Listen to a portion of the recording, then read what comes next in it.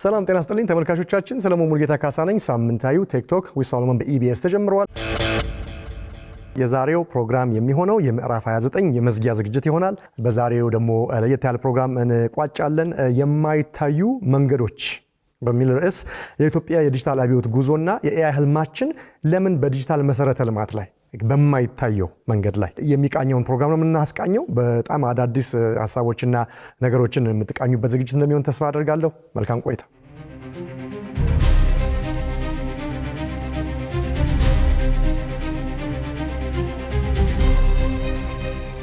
ዛሬ ስለ መንገዶች ማውራት ፈልጋለሁ። ነገር ግን መኪና በመኪና ስለምንጓዝባቸው አውራ ጎዳናዎች አይደለም። በአይናችን ስለምናያቸው የፍጥነት መንገዶች፣ ድልድዮች፣ የባቡር መስመሮች እና የመሳሰሉ ኮሪደሮችም አይደለም። ነገር ግን ስለማይታዩ የዲጂታል ጎዳናዎች፣ ይሄ በጣም ሲሪየስ የሆነ ለማይታይ ነገር ግን ስናውቀው የሚያስገርመን ነገር እንደሚሆን ተስፋ አደርጋለሁ። የባንክ ዝውውራችንን ስለሚሸከሙ መንገዶች፣ የቪዲዮ ስትሪማችንን ስለሚያስተላልፉ መንገዶች፣ በአጠቃላይ የዲጂታል ህይወታችንን እንዲያቀኑ የምንፈስባቸው ሽርጉድ የምንልባቸው መንገዶች፣ የህክምና መዝገባችን፣ የሞባይል ገንዘብ ዝውውራችን፣ የመንግስት አገልግሎታችን፣ የፈጠራ ስራ ሐሳባችንን ኦንላይን ነው አፓለን የምንልባቸው፣ አሁን ደግሞ የአርቲፊሻል ኢንተለጀንስ ክንውኖችን ስለሚሸከሙ ግዙፍ የዲጂታል የማይታዩ አውራ ጎዳናዎች። ምክንያቱም በ21ኛው ክፍለ ዘመን አንድ አገር በጂኦግራፊያዊ አቀማመጥ ብቻ አይደለም የባህር በር የለውም ወይ ደግሞ ላንድ ሎክድ ነው ብለን የምንለው።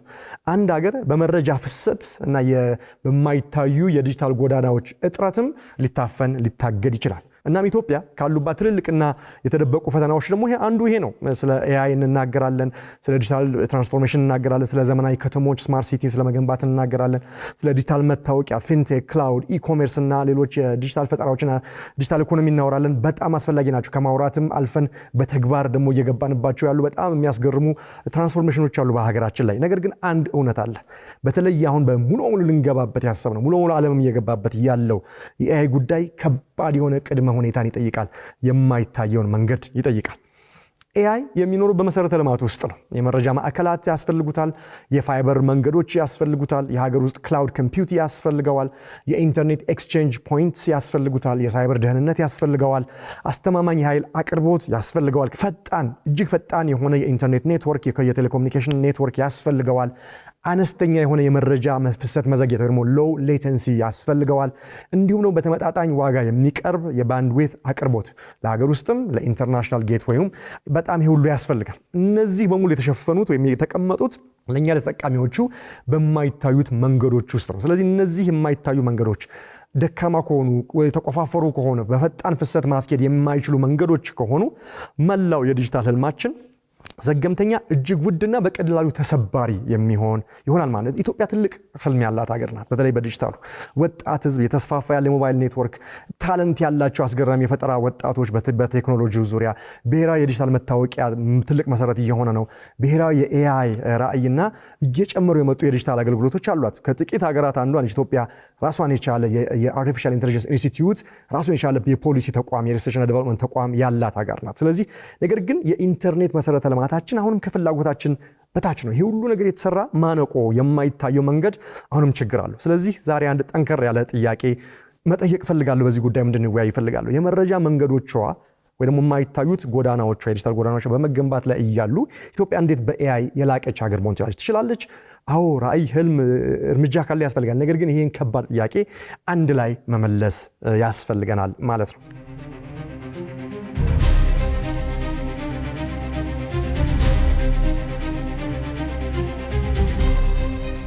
እስኪ ጥቂት ስለ ኢንተርኔት ደግሞ እንወያይ። መቼም ክላውድ ሲባል ብዙ ጊዜ እንሰማለን እና ብዙ ጊዜ መረጃ በክላውድ ውስጥ ላይ በደመና ላይ ያለው እንላለን። አማርኛ መደም ትርጉሙ ብዙም ባይመችም፣ ነገር ግን በቴክኖሎጂ አውድ በቴክኖሎጂ እሳቤ ውስጥ ይሄ ክላውድ የምንለው ነገር ሰማይ ላይ ያለ የሆነ የተቀመጠ ልዩ ቦታ አይደለም። ብዙዎቻችን ደግሞ አሁን ፋይሎቻችንን፣ ኢሜሎቻችንን የምናደርጋቸውን ነገሮች ብዙ ነገር ክላውድ ሰብስክራይብም እያደረግን በጉግል ክላውድ፣ በአፕል አይ ክላውድ አይፎን ለምንጠቀም ለብዙዎቹ ክላውድ ይባላል እና የሆነ የተቀመጠ ማጂክ የሆነ ምትሃት አይደለም። ክላውድ ወይ ደግሞ ክላውድ ደመና የምንለው ህንፃ ነው። የሆነ ቦታ ላይ የሆነ ዓለም ላይ የተቀመጠ የዳታ ማከማቻ የኮምፒውት ሰርቪስ መስጫ እውነተኛ ፊዚካል ተጨባጭ ህንፃ ነው። ሰርቨሮች፣ ኬብሎች፣ የማቀዝቀዣ ስርዓቶች፣ የተጠባባቂ ኃይል አቅርቦቶች፣ ከፍተኛ ፓወር ሶርስ ቀጥታ ከግሪድ ላይ የሚገባበት የደህንነት ጠባቂዎች፣ ሳይበር ሴኩሪቲ ሶፍትዌሩም፣ ፊዚካል ዘበኞች፣ ራውተሮች፣ ስዊቾች እና የዳታ ሴንተሩ የኔትወርክ መሐንዲሶች ያሉት ፊዚካል ህንፃ ነው። ካሁን በኋላ ክላውድ ሲባል ወይ ደግሞ ክላውድ ሲባል ወይ ደግሞ ደመና ወይ ደግሞ ክላውድ ኮምፒውቲንግ ሲባል ይሄን ግለ ያስቡ የሆነ ቦታ ያለ ይሄን ሰርቪስ የሚሰጥ ተጨባጭ የሆነ ህንፃ ነው። ለምን ክላውድ ተባለ የተባለ እንደሆነ ይሄን ሰርቪስ ለመቀበል ተቋማት ካላችሁ የራስን ተቋማት ላይ ማድረግ አይጠበቅባችሁ። ግለሰብ ከሆናችሁ እስቲ የራሴን ሰርቨር ሴትአፕ ላድርግ ቤቴ አትሉም። ያን ሰርቪስ የሚሰጠው ተቋም ለእናንተ በኢንተርኔት ገመድ አማካኝነት መጥቶ ያን አቅርቦት ሲሰጣችሁ የክላውድ ኮምፒውቲንግ ወይም ደግሞ የክላውድ ሰርቪስ ይባላል ማለት ነው። ስለዚህ ኢንተርኔትም እንደዚሁ ይህንን ደግሞ የሚያቀነባብረው የሚያያይዘው ክላውድን አስተሳስሮ ይህን ፍሰት ደግሞ እውነተኛ የሚያደርገውም ኢንተርኔት ምትሃት አይደለም፣ የሚታይ እና የሚዳሰስ መሰረተ ልማት ነው። በመሬት ውስጥ የተቀበሩ ከፍተኛ የፋይበር ኬብሎች ያሉበት በመሬት ስላችሁ የከተማ ብቻ አይደለም፣ በውቅያኖሶች ውስጥ አሜሪካን ከዩሮፕ፣ ዩሮፕን ከአፍሪካ፣ አፍሪካን ከኤዥያ፣ ኤዥያን ከአውስትራሊያ የሚያያይዙ በአንዳንድ መረጃዎች በሳተላይት አማካኝነት ይተላለፋሉ። አብዛኛው የኢንተርኔት ኮሚኒኬሽን ግን አብዛኛው ዛሬ ላይ የምንጠቀመው ኢንተርኔት ግን በውቅያኖስ ውስጥ በርካታ ሺህ ኪሎሜትሮችን ያቋረጠ ፊዚካል ኬብል ተዘርግቶ አንዳንዴ አሳ ነባሪ ሻርክ እየበላው ሄዶ እያደሱት ያለ ፊዚካል ኬብል ነው። ኢንተርኔት ማለት ይሄን ሁሉ ባህል ሰርጓች ወይ ደግሞ አንደር ኦሽን ወይ ደግሞ አንደር ሲ ኬብል እንላቸዋለን። ከዛ ደግሞ ያመጡ በከተማዎች ውስጥ ያሉ የማቀነባበሪያ መረጃ ማዕከላትን ያካተተ ነው ኢንተርኔት ማለት። የሴል ታወሮች በየከተማው ስንሄድ በፎቅ ላይ የምናያቸው የቴሌኮሙኒኬሽን ታወሮች፣ ራውተሮች፣ ልውውጦች እና የኔትወርክ ስምምነቶች ናቸው ኢንተርኔት የሚያደርጉት እንጂ ምትሃት አይደለም። እንዲሁም ከዚህ ጋር ያያዥ አንድ ምናልባት ስትሬንጅ የሚመስል ነገር ልንገራችሁ። አሁን ብዙዎቻችን የምንጠቀመው የኮሙኒኬሽን ሲስተም ዋየርለስ ነው አይደል? አሁን ስልክ ስንጠቀም እንደ ድሮ ግድግዳ ጋር የታሰረ በኬብል አድርገን ቆመን የምናወራበት ስልክ አብቅቷል። እጃችን ላይ ስልክ አለ። ኤኒዌር ሆነን ስልክ እናወራለን፣ ኢንተርኔት እንለዋወጣለን፣ ቪዲዮ ስትሪም እናደርጋለን። ነገር ግን ዋየርለስ ሲባል ሙሉ ዋየርለስ አይደለም። በነገራችን ላይ እጃችን ላይ ያለው ስልክ ከሆነ ገመድ ጋር ስላልተያያዘ ዋየርለስ ኮሙኒኬሽን ብለን እንጠራዋለን እንጂ ከእጃችሁ ላይ ሲግናሉ ከወጣ ወይ ወደ እናንተ ስልክ የሚመጣው ሲግናል ካለችባት ከዛች ጥቂት ሜትሮች በስተቀር ባለገመድ ነው ኮሙኒኬሽን። ይሄን በደንብ ማወቅ መቻል አለብን። ከሳተላይት ኮሙኒኬሽን ውጪ የሳተላይቱም ራሱ ከሳተላይት ላይ ሄዶ መጥቶ ሪሲቪንግ ኢንዱ ላይ በኬብል አድርጎ ወደ ታወሮች ሄዶ ነው ወደ እናንተ ይመጣ። ስለዚህ ኬብል አለው። ሶ ዋየርለስ ኢዝ ናት ትሩሊ ዋየርለስ። የኛ ኢንድ ዩዘር ዲቫይስ ያ ስለሆነ ማለት ነው እንጂ ሲግናሉ ከስልካችን በወጣ ቅጽበት ከገነባናቸው እጅግ ግዙፍ እና ተጨባጭ ከሆኑ አካላዊ የኢንተርኔት ወይ ደግሞ የቴሌኮም ስርዓቶች ጋር ይተሳሰራል። ያ ገመድ አልባ የተባለው ምልክት በአቅራቢያችሁ ወደሚገኘው ሴል ታወር፣ ብዙ ጊዜ ሴል የሌለበት ቦታ ላይ ለምሳሌ ሲግናል ውስጥ ታደርጋላችሁ። ያ የሆነው ምንድነው? ሴል ታወሩ የለም። ሴል ታወሩ በገመድ አድርጎ ደግሞ ከዋናው የቴሌኮም ባክኤንድ ጋር ከሰፊው የኢንተርኔት መረብ ጋር ስለማይገናኝ ነው። ስለዚህ ይህ ማለት ያ ማማ ደግሞ አሁን ያልኳችሁ የሴል ታወር ከፋይበር ገመድ ጋር የተገናኘው። ስለዚህ ያ የፋይበር መስመር ደግሞ በመሬት ውስጥ በተቆፈሩ ኬብሎች ከተሞችን አቋርጦ ኢንተርናሽናል የኮሙኒኬሽን ደግሞ ከሆነ ውቅያኖሶች ሁሉ አቋርጦ ተሯሩጦ በገመድ ውስጥ አልፎ የሚመጣ ኮሙኒኬሽን ነው ማለት ነው። ስለዚህ ያ መረጃ ራውተሮች፣ ስዊቾች፣ የመረጃ ማዕከላት፣ የክላውድ ሰርቨሮች፣ የማቀዝቀዣ ስርዓቶች፣ ቅድም ያልኳችሁ የእህል አቅርቦቶች፣ ሰዎች፣ ጄኔሬተሮች፣ ሳይበር ደህንነቶችና የመሳሰሉትን ሁሉ ነገር ያካተተ ነው። ስለዚህ ዋየርለስ የሆነው እናንተ ጋር ነው እንጂ ትሩሊ ዋየርለስ አለ በኬብል የተያዘ የማይታይ ሰፊ የዲጂታል ጎዳና ከጀርባ አለ እኛ ስለማናየው። ስለዚህ ገመድ አልባ ስንል የመጨረሻዎቹን ጥቂት ሜትሮች ብቻ እየገለጽን እንደሆነ እናስብ። ከነዚያ ጥቂት ሜትሮች በስተጀርባ ግን የተደበቀ የማይታይ መሰረተ ልማት ዲጂታል አውራ ጎዳና አለ ማለት ነው። ስለዚህ የቪዲዮ ጥሪ በአየር ላይ አይንሳፈፍም። የሞባይል ክፍያ በምትሃት አይንቀሳቀስም። የኤአይ ቻትቦት የምንጠቀምበት ዛሬ ከደመና ላይ ሆኖ ዝም ብሎ አይደለም የሚዘንበው። ከጀርባ ያለው ይሄ ሰፊ የሆነ ጎዳና ያለበት ነው። ስለዚህ ሁሉም በማማዎች፣ በኬብሎች፣ በመረጃ ማዕከላት፣ በልውውጥ ነጥቦች፣ በኤሌክትሪክ ኃይል አውታሮች ላይ የተመሰረተ የማይታይ የዲጂታል ጎዳና ከጀርባ አለ ማለት ነው። ስለዚህ ጥያቄው በቀላሉ የሞባይል ኢንተርኔት አለን ወይ የሚለው አይደለም። ጥያቄው ግን መሆን ያለበት ከምልክቱ ወይም ከዚህ ሲግናል ከዚህ አክሰስ በስተጀርባ ያለው ምንድነው የሚለው ነው። ሁለት በጣም አስፈላጊ ቃላቶችን ዛሬ በቀላል ቋንቋ እስቲ ላስረዳችሁ ወይም ደግሞ ልግለጥላችሁ። ኢንግሬስ እና ኢግሬስ ይባላል። ይሄ ማለት ኢንግሬስ የምንለው የሚገባ ወይ ወደ እናንተ የሚፈስ መረጃ ማለት ነው።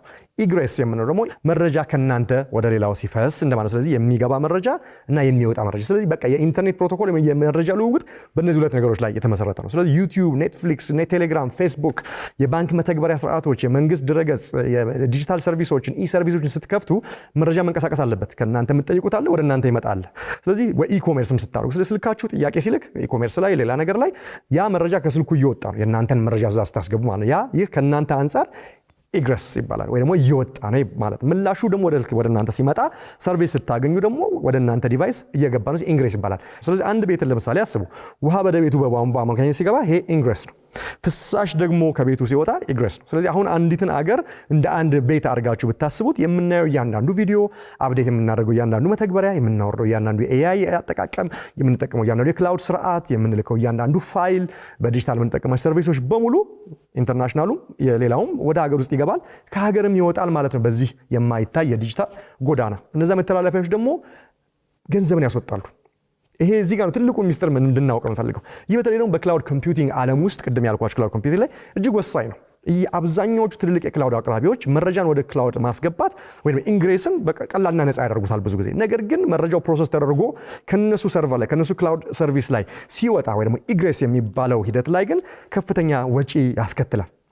AWS የአማዞን አለ፣ ኤዡር አለ፣ ማይክሮሶፍት፣ ጉግል ክላውድ አለ። እነዚህ ላይ በተለይ አሁን የምንጠቀምባቸው የዲጂታል ኢኮኖሚ መተግበሪያዎች፣ ቢዝነሶች፣ ኢኮሜርሶች፣ የተለያዩ ስርዓቶች እኛ ጋር ይሄ መሰረተ ልማት ስለሌለ የሀገራችን እንኳን ካምፓኒዎች ኢቭን አንዳንድ የመንግስት አካሄዶች በእነዚህ የክላውድ ሰርቪሶች ላይ ሌሎች አገሮች ላይ በተቀመጡ ሰርቪሶች ላይ እንግዲህ ይመሰረታል ወይም ይወሰናል፣ ዲፔንድ ያደርጋል ማለት ነው። ያን ስንል እዛ የሆነ ለሆነ ሀገር እየከፈልኩ ነው ብቻ አይደለም። የማይታየውን ጎዳና አስቡ። እዚህ ሀገር ያለ ተጠቃሚ ይህን ሲያደርግ በዚህ ጎዳና ውስጥ አልፎ ወጥቶ ሲገባ ያለውን ወጪ ያለውን ሄቪ የሆነ ኮስት ማሰብ ያስፈልጋል። ስለዚህ ከባድ የወጪ ሸክም እና እንዲሁም ደግሞ የዲጂታል ሂደቱ መሳለጡን ትንሽ ሊያጓትት ወይ ደግሞ በጣም ሊያስቸጋሪ ያደርገው ይችላል። እንደ ኢትዮጵያ ላለ ሀገር ይህ ደግሞ ችግሩን ያባብሳል። ምክንያቱም እኛ የስታርታፖች፣ ባንኮች፣ የመንግስት ስርዓቶች፣ የፈጠራ ባለሙያዎች ሁሉንም ነገር ከኢትዮጵያ ውጪ ካስቀመጡ ወይ ሆስት ካደረግነው በዛ በክላውድ ኮምፒውቲንግ ላይ የኢትዮጵያ ተጠቃሚዎች ያንን አገልግሎት በተጠቀሙ ቁጥር መረጃን ወደ ውጭ ሀገር ሄዶ ዞሮ ይመጣል ማለት ነው። ያ ማለት ሌተንሲ ነው። ያ ማለት የውጭ ሀገር ምንዛሪ ነው። ያ ማለት ከፍተኛ ወጪ ነው። ያ ማለት የዲጂታል ዲፔንደንሲ ነው። በሌሎች ሀገሮች ላይ ሶቨርኒቲ ዲጂታል ሶቨርኒቲን ማጣት ወይ ደግሞ መሸርሸር ማለት ነው። የራሱን ወሳኝ መረጃ ማስተናገድ ወይም ሆስት ማድረግ የማይችል አገር በእንደዚህ ይመሰላል። በኔ እይታ የራሱን ጤፍ አምርቶ ጤፍ ያመርታል በራሱ ከዛ ግን እንጀራውን ለመጋገር ወደ ሌላ ሀገር ልኮ ያ እንጀራ ከሌላ ሀገር ታሽጎ መጥቶ የራሱን ህዝብ ደግሞ ለመመገብ እንጀራውን እንደሚያመጣ ሬስቶራንት ወይ ደግሞ የምግብ ተቋም አድርጌ ነው የምቆጥረው። ስለዚህ ጤፉን እያመረትን ነገር ግን ለመጋገር ሌላ ቦታ እንደመላክና ያን አምጥቶ እዚሁ ደግሞ የኛን ህዝብ ለመመገብ እንደማለት ነው። ስለዚህ ውጤታማ አካሄድ አይደለም፣ ኮስትሊ ነው፣ ሉዓላዊነት አይደለም፣ ለወደፊቱ መዘጋጀትም ስላልሆነ ይሄ ነገር በሰፊው መታሰብ ያለበት ይመስለኛል።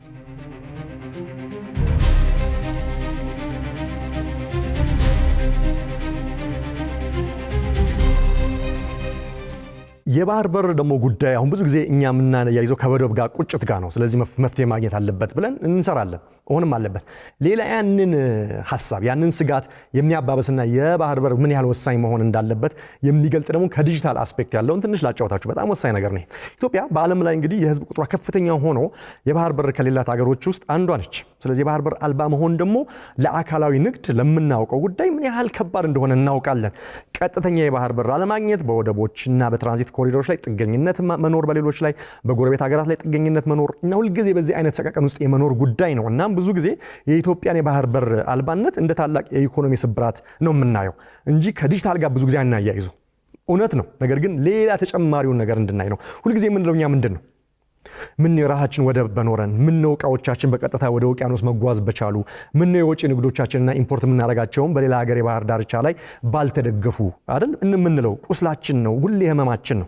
ይሄ ትክክለኛ ቁጭት ነው። ነገር ግን ዛሬ ሌላ ተጨማሪ ቁጭት ደግሞ ለመጨመር እፈልጋለሁ።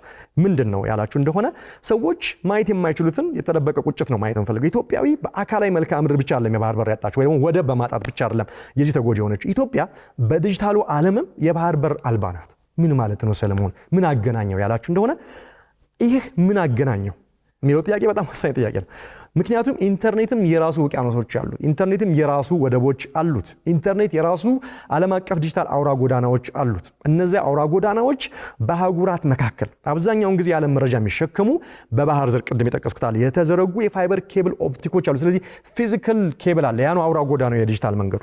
ስለዚህ የባህር ዳርቻ ወይም የባህር በር ያላቸው ሀገራት ከነዚህ በውቅያኖስ ውስጥ ካሉ የኢንተርኔት አውራ ጎዳናዎች ጋር በቀጥታ የመገናኘት እድሉ አላቸው። እንዴት ነው ያላችሁ እንደሆነ የኬብል ማረፊያ ጣቢያዎች እያንዳንዱ የኢንተርኔት ኬብል በውቅያኖስ ውስጥ አልፎ ከመጣ በኋላ ወደ ምድር መጥቶ ወደ ህዝቡ አገልግሎት ለመስጠት በሚያደርግበት ጊዜ ባህር በር ይፈልጋል ወይ ደግሞ ኤግዚቱ ይፈልጋል። ይሄ የአንደርሲ ኬብሉ ስቴሽን ወይም ሆስት ማድረጊያ ፊዚካል ስትራክቸር ልክ ወደብ ጭነት እንደሚፈልገው መርከብ መጥቶ ኮንቴነሩ እዛ ተራግፎ እንደሚከፋፈለው ሁሉ በአንደርሲ የመጣው የኢንተርኔት ኬብል ባህር በር ያላላቸው ሀገሮች ጋር እዛ ብሬክ አድርጎ ወደ ላንድ ወጥቶ በኦፕቲክስ ደግሞ አድርጎ ወደ ከተማ መጥቶ ኢንተርኔቱን ዓለምን የሚያገናኘው ኢንተርኔት እውን የሚሆነው እንደዚህ ነው ማለት ነው። ስለዚህ ኢትዮጵያ ግን የባህር ዳርቻ ስለሌላት የባህር በር ስለሌላት ከኢንተርኔት የውቅያኖስ አውራ ጎዳናዎች ጋር በቀጥታ መገናኘት አትችልም። አሁንም ልክ እንደ ኮንቴነሩ ወደብ ሁሉ የዲጂታል ወደብ ጥገኛ ትሆናለች ማለት ነው። ስለዚህ የባህር ሰርጓጅ ኬብል ወይ ደግሞ ይሄ አንደርሲ ኬብሎቹን ላንዲንግ ስቴሽኑን መገንባት የራሷን ወደብ እንዲኖራት አትችልም ማለት ነው። ስለዚህ የሌላ ሀገር የኢንተርኔት ዲጂታል ወደብ ያስፈልጋታል። ስለዚህ የበለጠ ያንን ስብራት ደግሞ እንዲያጎላ የሚያደርግ ትልቁ አስፔክት ነው። በተለይ በዚህ በዲጂታል ዘመን ከፊዚካል ከኮንቴነር ወደቦቹ ባልተናነሰ የዚህ የዲጂታል ወደቦቹን የዲጂታል አውራ ጎዳናው ባለቤት ወይ ደግሞ የዛ አክሰስ ዳይሬክት አክሰስ ያለ ጥገኝነት ማግኘት በጣም ወሳኝ ነው። ስለዚህ ይህ ማለት መረጃችን ልክ እንደ ወደብ ጭነታችን ሁሉ ዓለም ጋር ከመድረስ ወይም ከዓለም ከመምጣቱ በፊት በጅቡቲ በሶማሊያ አሊያም በኬንያ ግዛት ውስጥ ማለፍ አለበት ማለት ነው። በሞምባሳ በኬንያ ባሉ በጅቡቲ ነቻውን ትልቋ እንደዚህ የዲጂታል ደግሞ የላንዲንግ ስቴሽን ያላት ልክ the same way we import and export goods በጅቡቲ ወደብ በሌሎቹ አሁንም we import and export digital transactions digital communications የዲጂታል አውራ ጎዳናው እንደዚሁ በጥገኝነት። ስለዚህ ይሄ በጣም በጣም በጣም ወሳኝ የሆነ ጉዳይ ነው። ያ ማለት እያንዳንዱ ቪዲዮ ከውጭ የምናየው እያንዳንዱ ክላውድ አገልግሎት እያንዳንዱ የኤአይ መረጃ ስብስብ እያንዳንዱ አፕ እያንዳንዱ ዓለም አቀፍ የገንዘብ ዝውውር እያንዳንዱ የዲጂታል ክንውኖች ሁሉ አሁንም በሌላ ትራንዚት በሌላ ወደብ ላይ ዲፔንድ ያደረገ ነው ማለት ነው በዲጂታል አገላለጽ። ይህ ሌላው የባህር አልባነት ትልቁ አሳዛኝ እውነታ ነው። ስለዚህ ይሄንን እኔ የምለው ምንድነው የባህር በር አልባነት የመረጃ ታክስ ወይ ደግሞ ላንድ ሎክድ የመሆን የዳታ ታክስ የሚለውን ጫና በእኛ ላይ ይፈጥራል ማለት ነው። ልክ የሚገቡ ዕቃዎች በወደቦች በጉምሩክ በመንገዶች በአገናኞች በኩል ማለፍ እንዳለባቸው ሁሉ መረጃም ድንበር ተሻጋሪ እንደመሆኑ በዚህ ኔትወርክ በዚህ የማይታይ አውራ ጎዳና በላንዲንግ ስቴሽኑ በዲጂታል የወደቡ በዓለም አቀፍ የትራንዚት አቅራቢዎችና የባህር በር ሰርጓጅ ስርዓቶች ውስጥ አልፎ ነው ዓለምን አገርን ከዓለም ከሌላው ጋር የሚያገናኝ። ስለዚህ እያንዳንዱ አገናኝ ደግሞ ወጪ አለበት። እያንዳንዱ ረጅም መንገድ መዘግየትን ያመጣል። እያንዳንዱ በመስመር ላይ ብቸኛ ጥገኛ መሆን ደግሞ አገር አቀፍ የሉዓላዊነት ጉዳይን ያነሳል። ለዚህ ነው የዲጂታል መሰረተ ልማት አሁን የብሔራዊ ደህንነት መሰረተ ልማት የሆነው ማለት ነው። መንገድ ደግሞ ይሄ ዲጂታል ደግሞ መቆጣጠር የማንችለው ዲጂታል መንገድ ደግሞ ከተቋረጠ ልክ ንግድ በመንገድ ሲቋረጥ በወደብ መዘጋት ችግር ነው የፈጠረው። የፋይበር ገመድም እንደዚሁ ዲስራፕሽን ከገጠመው በጣም ከባድ ነው። ይሄን ደግሞ በተግባር የታየበት ሁኔታ አለ። በ2024 በፈረንጆቹ ሲኮም እና ኢዚ የተባሉ የባህር ሰርጓጅ ኬብል ስርዓቶች የኢንተርኔት ተሸካሚ አውራ ጎዳናዎች መቋረጥ በምስራቅ አፍሪካ ኢትዮጵያን ጨምሮ የኢንተርኔት ግንኙነት ላይ መቋረጥ የፈጠረበትን ሁኔታ እናስታውሳለን። ከኛ አቅም ውጪ ነው።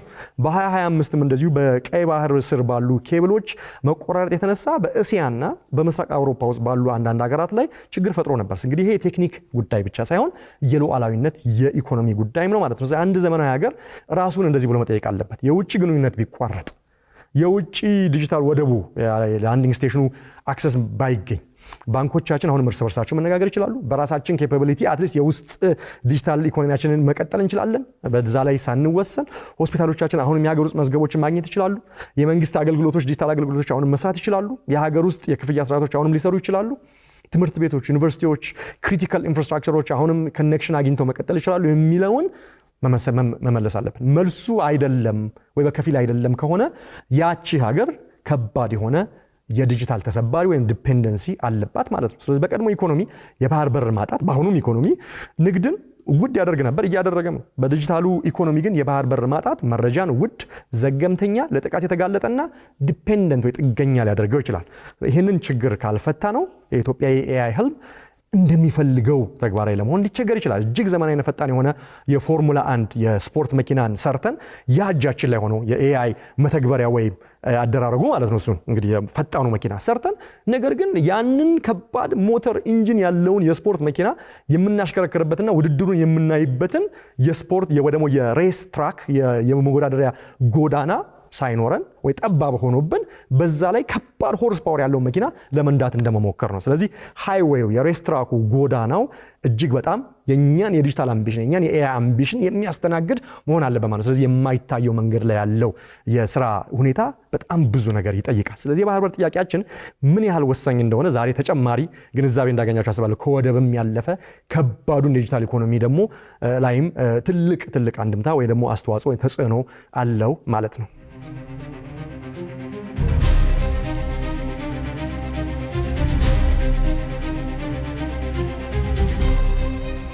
ብዙ ሰዎች ሰለሞን እኔ እኮ ኢንተርኔት አለኝ፣ 4G አለኝ፣ የሞባይል ዳታ መጠቀም እችላለሁ ሊሉ ይችላሉ አይደል? አዎ። ነገር ግን የኔትወርክ ምልክት ወይ ሲግናሉን ማግኘት ማለት ጠንካራ የዲጂታል ኢኮኖሚ አለ ወይም ተጠቃሚ ነን ማለት ብቻ አይደለም። አይ ቲንክ ሁልጊዜ ስለ ኢንተርኔት ከቨሬጅ ለሀገርም በግለሰብ በማህበረሰብ ጀራ ስናይ 3 ነገሮችን ማሰብ መቻል አለብን። ተደራሽነት ከቨሬጅ የምንለው ነው። ኔትወርኩ እያንዳንዱ አካባቢ ላይ አለ ወይ እስከ ገጠሩም ጨምሮ። ተጠቃሚነት ወይ ደግሞ አዶፕሽን የምንለው ሳይሆን ህዝቡ ወይ ደግሞ የዲጂታል ኢኮሲስተሙ ማህበረሰቡ፣ መንግስት ሁሉም በትክክል ኢንተርኔቱን እየተጠቀመበት ነው ወይ የሚለው ነው። ስለዚህ ከቨሬጅ አለ፣ አዶፕሽን አለ። ሶስተኛው አፈጻጸም ወይ ደግሞ ፐርፎርማንስ ነው።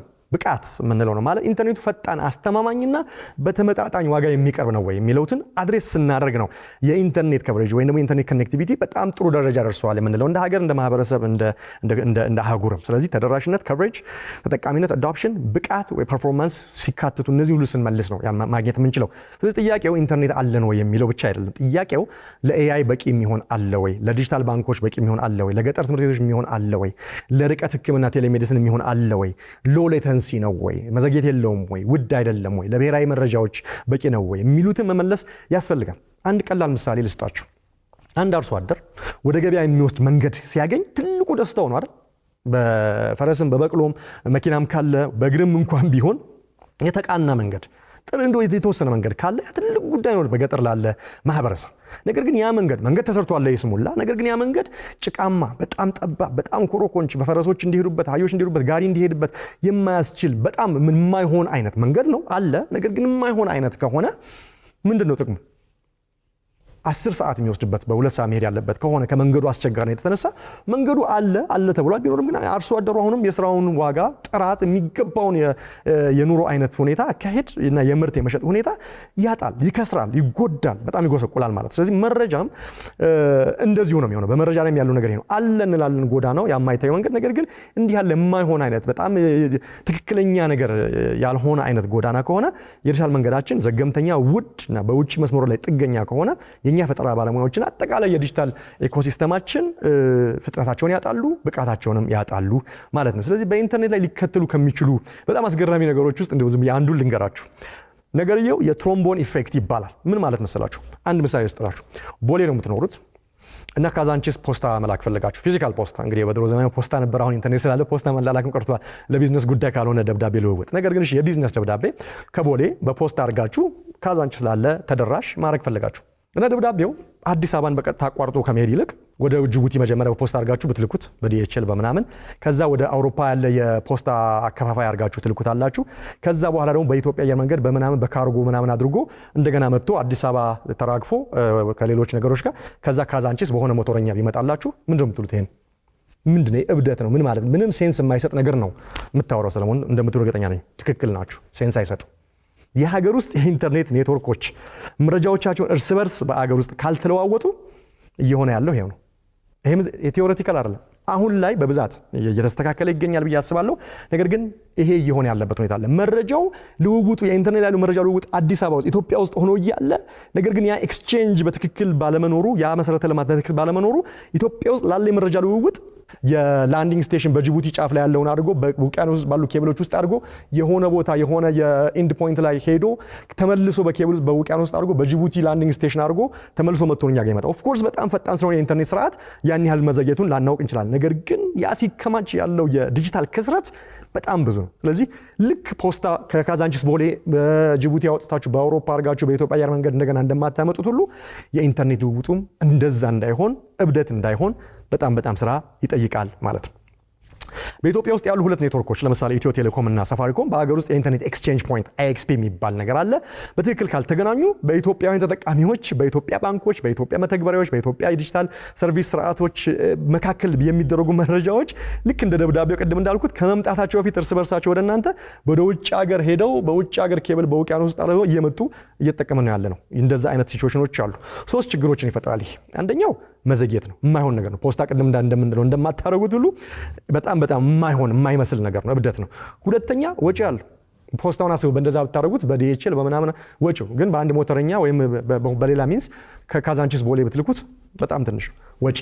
ሶስተኛ ለጥቃት መጋለጥ ነው አይደል? መረጃ የሆነ ቦታ ሎስ ሊሆን ይችላል፣ ሊከፈት ይችላል በደብዳቤ ወሳቢ። በኢንተርኔቱ ደግሞ የመረጃ መጋለጥ ተጋላጭነቱ ሪስኩን ከፍ ያደርጋል። እዚህ ላይ ነው እንግዲህ የኢንተርኔት ኤክስቼንጅ ፖይንትስ ወይ ደግሞ በተለመደ አገላለጻቸው IXPs እጅግ በጣም አስፈላጊ የሚሆኑት። IXP ለኔትወርኮች ልክ እንደ አደባባይ እንደ ራውንድ አባውት ወይ ደግሞ እንደ መናኸሪያ የመናኸሪያን ምሳሌ ገልጣለሁ ብላችሁ ልትወስዱ ትችላላችሁ። እያንዳንዱ ኔትወርክ ወደ ሌላው ኔትወርክ የተለየ መንገድ ከመገንባት ይልቅ ሁሉም በአንድ ገለልተኛ ነጥብ ላይ ወይ ኤክስቼንጅ ፖይንት ላይ ተገናኝተው መረጃን ይለዋወጣሉ። ስለዚህ ኢንተርኔት ኤክስቼንጅ ፖይንቶች የኢንተርኔት አገልግሎት ሰጪዎች የኢንተርኔት ትራፊክን በሀገር ውስጥ የሚለዋወጡባቸውን ማለት ነው።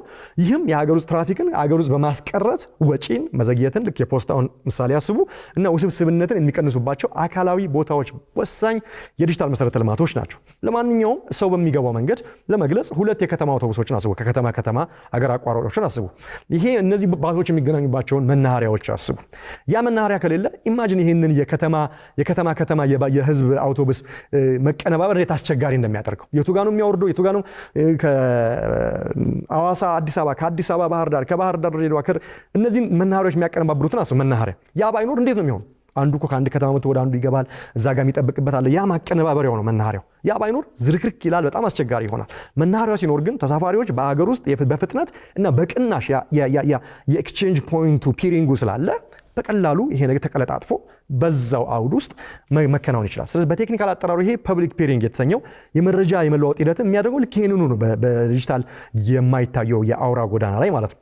ለዚህ ደግሞ ትልቅ ዋቢ የምትሆነው ሀገር ምሳሌ አፍሪካ ውስጥ ኬንያ ናት። ኬንያ የኢንተርኔት መለዋወጫ ነጥብ ወይም KIXP የሚባል መሰረተ ልማት አላት። የኢንተርኔት ኤክስቼንጅ ፖይንት ማለት ነው። ከ200 እስከ 600 ሚሊ ሴከንድ በመረጃ ልውውጥ ይሄ በጣም ሌት ነው። የነበረውን የመረጃ መዘግየት ወይ ሌተንሲ ከ2 እስከ 10 ሚሊ ሴከንዶች ዝቅ ማድረግ ይችላለች። ስለዚህ ፈጣን ነው ኬንያ ውስጥ ያለ የኢንተርኔት ልውውጥ። ለዲጂታል ኢኮኖሚ ትልቅ አስተዋጽኦ አለው። እንዲሁም KIXP የኬንያው የኢንተርኔት መለዋወጫ ነጥብ የተደረገው የሀገር ውስጥ ልውውጥ መረጃ በመጀመሪያው ዓመት ላይ ኢምፕሊመንት ካደረጉት በኋላ $1 ሚሊዮን የውጭ ምንዛሬን አድኖላቸው ነበር። በኋላ ግን KIXP በጣም እያደገ መጥቶ እንደ አውሮፓውያን አቆጣጠር በ2012 ከነበረው የ1 ጊጋቢት ፐር ሰከንድ በ2020 በፈረንጆቹ ከ6 ዓመት በፊት ነው ወደ 19 ጊጋቢት ፐር ሰከንድ በማደጉ ዓመታዊ የውጭ ሀገር ቁጠባው ደግሞ የፎሪን ከረንሲ ቁጠባው $1 ሚሊዮን ወደ $6 ሚሊዮን ከፍ ማለት ችሏል። ስለዚህ ወጪን መቀነስ ነው፣ ፍጥነት ነው፣ የተቀላጠፈ የዲጂታል ስርዓት ነው ያልኳችሁ ለዚህ ነው ማለት። ስለዚህ የቴክኒክ መሻሻል ብቻ አይደለም፣ የኢኮኖሚ ነፃነት ነው። የዳነች እያንዳንዷ ሚሊ ሰከንድ የተሻለ ተጠቃሚ ተሞክሮ ማለት ነው። በዚህ በኤአይ ዘመን የዳነ እያንዳንዱ ዶላር ደግሞ የተሻለ የውጫዊ ምንዛሪ ቁጠባ ማለት ነው። እያንዳንዱ የሀገር ውስጥ ግንኙነት የዳበረ ሉዓላዊነት እዛው የሚከናወን የተቀለጣጠፈ አካሄድ ነው ማለት ነው። ስለዚህ ይሄ በጣም ወሳኝ ነው። ስለዚህ ኢትዮጵያም ወደዚህ አቅጣጫ መጓዝ የጀመረች ይመስላል። ADDIX ወይ ደግሞ የአዲስ አበባ ኢንተርኔት ኤክስቼንጅ የሚባል በኢትዮጵያ ኮሚኒኬሽን ባለስልጣን ቁጥጥር የሚተዳደር እንግዲህ የዚህ አይነት የIXP መሰረተ ልማት እንደተፈጠረ መረጃውን ማግኘት ይችላል። ዓላማውም የሀገር ውስጥ ትራፊክን እንግዲህ በኢትዮጵያ ውስጥ ማስቀረት፣ ውድ በሆነው የዓለም አቀፍ የባንድዊድዝ ጥገኝነትን መቀነስ፣ እንዲሁም አስተማማኝነቱንና ተመጣጣኝነቱን ማሻሻል ነው። ስለዚህ ይሄ በአብዛኛው ሰው ሰምተው የማያውቀው እንግዲህ ወሳኝ የሆነ የዲጂታል መሰረተ ልማት እንግዲህ በጣም ትልቅ ስለሆነ ሪኮግኒሽን ስለሚፈልግ ነው። ነገር ግን ገና መጀመሩ ስለሆነ ብዙ ስራ ይጠይቃል። ለምን መሰላችሁ?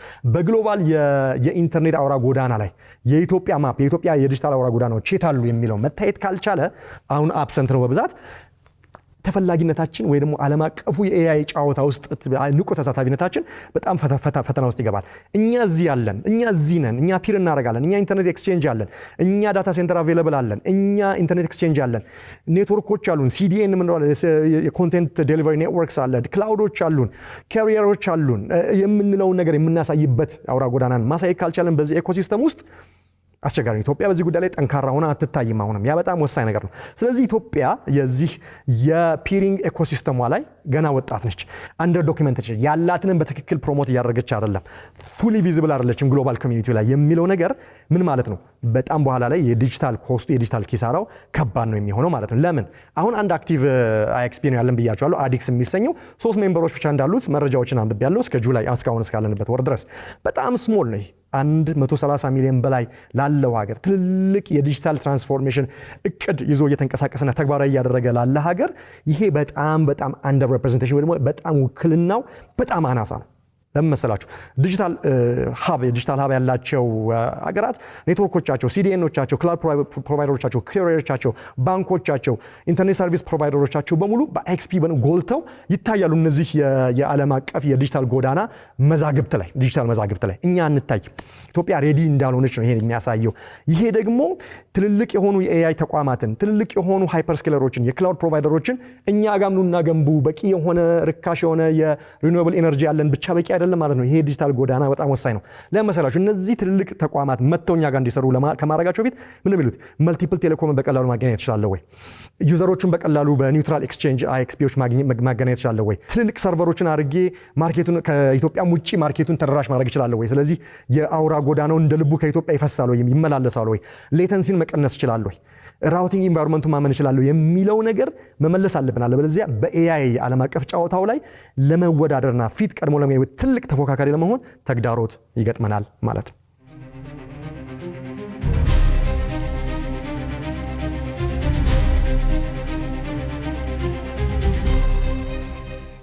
እና ከኤአይ ጋር ሞርሄን ብናገናኘው ሰዎች ስለ አርቲፊሻል ኢንተለጀንስ ስናወራ ብዙ ጊዜ ትኩረት የምናደርገው በቻት ቦቶቹ በሚታየው በአፑ በሮቦቱ በምስል ፈጠራው በድምጽ ረዳቱ በራሳቸውን በሚያሽከረክር መኪና በኤአይ ሐኪሞች የኤአይ ቱተሮች የኤአይ መምህራን የኤአይ ባንኮች ምናምን ላይ አይደል። ነገር ግን ኤአይ ልክ እንደ በረዶ ጫፍ ነው ወይ ደግሞ አይስበርግ እንደሚባለው ነው። አይስበርግ ብዙ ጊዜ ውቅያኖስ ከስሩ ትልልቅ አይስ ያላቸው አሉ ታውቃላችሁ። ጫፉ ነው የሚታየው። ታይታኒክም የተጋጨችው ከስር ያለው ስላልታየ ነው።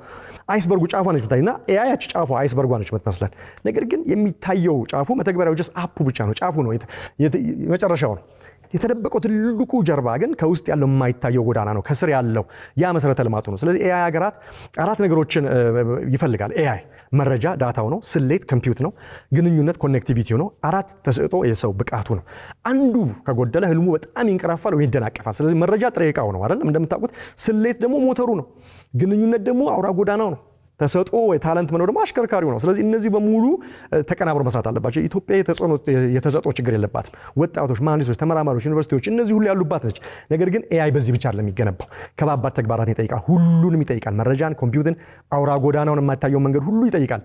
ለዚህ ደግሞ በርትተን መስራት ቆርጠን መነሳት አለብን። የኢትዮጵያ ስታርታፕ ለአማርኛ ንግግር፣ አፋን ኦሮሞ ወይም ደግሞ ለትግርኛ ትርጉም ስርዓት፣ ለግብርና መሻሻል፣ ለሕክምና ምርምር፣ ለፋይናንስ ማጭበርበር መከላከል፣ ለህዝብ አገልግሎት ኦቶሜሽን፣ ለበርካታ ኤአይ ሞዴልን ለማሰልጠን ቢፈልግ የስሌት አቅም ያስፈልገዋል። የራሱ አለ ዘ ዲፔንደንሲ ይኖራል። መረጃው ውጭ ሀገር ባለ ሰርቨር ላይ ክላውድ ላይ ከተቀመጠ ውድና በህግ ረገድም ውስብስብ ይሆናል። እንደገና ቅድም ኢግሬስና ኢንግረሱን አስቡት፣ የጎዳናውን አስቡት። ስሌት አቅሙ ውጭ ሀገር ከሆነ እያንዳንዱ የስልጠና ውደት ወጪ ያለበት፣ ኢንተርኔቱ የዘገየ ከሆነ ደግሞ ተደራሽነቱ አሰልቺ ይሆናል፣ ጥቅምም አይኖረውም። መረጃ ሚስጥራዊ ከሆነ ደግሞ ሉዓላዊነቱን ጥያቄ ውስጥ ይከተዋል። ሌላ ቦታ ሲቀመጥ የጂፒዩ ሃርድዌር የኤአይ ጭንቅላት የሆነ ጂፒዩ፣ ስለዚህ ጉዳይ ብዙ ጊዜ ጠቅሻለሁ፣ በሀገር ውስጥ እንዲገኝ ጥረት ካልተደረገ ወጪው ከአቅም በላይ ይሆናል። ለዚህ ነው መሰረተ ልማት ከኤአይ የማይነጠለው።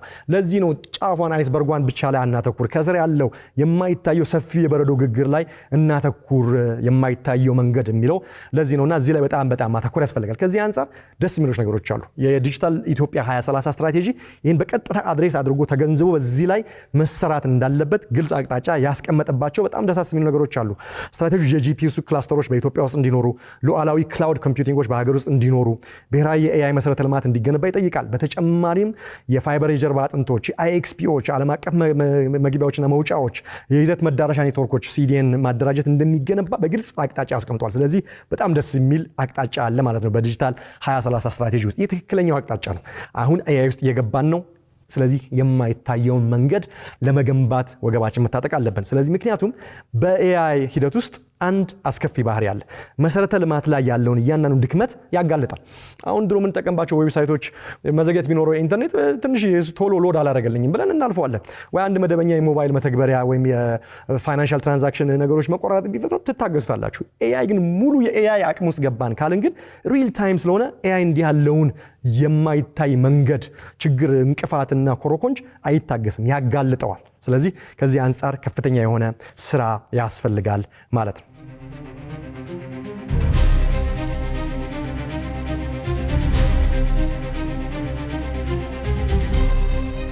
ስለዚህ አገራችን እንግዲህ ታላቅ የኃይል ታዳሽ ኃይል አቅም አለን። ርካሽ የሆነ የኤሌክትሪክ ጄነሬሽን ማድረግ እንችላለን፣ ማሳደግ እንችላለን።